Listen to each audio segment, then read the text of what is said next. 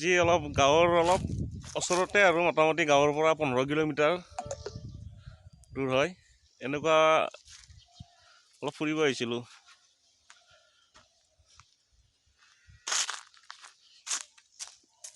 চাই লওক এতিয়া আছোঁ মই নদীৰ পাৰত।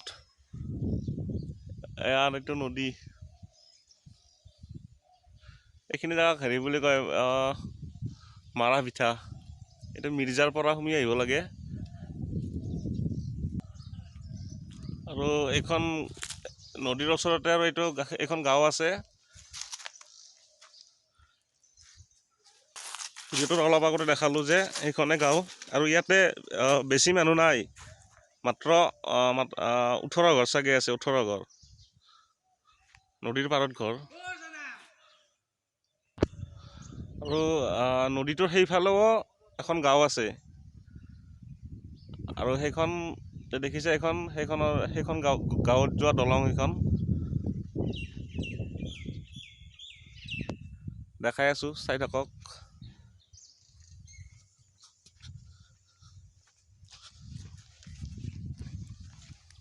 চাওক না কি জেনজাত দলং, এইখন দলঙেৰে যায় সেইফালে আৰু এইটো নদীটো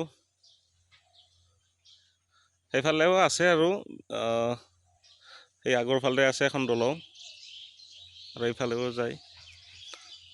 এইটো নদী আৰু এইখনে গাঁওখন। চাওক গাঁওখনৰ ওচৰৰ যিটো পৰিৱেশ চাওক, এইখন দলংখন আৰু নদীটো এনেকে ইফালে গোটেই পথাৰ।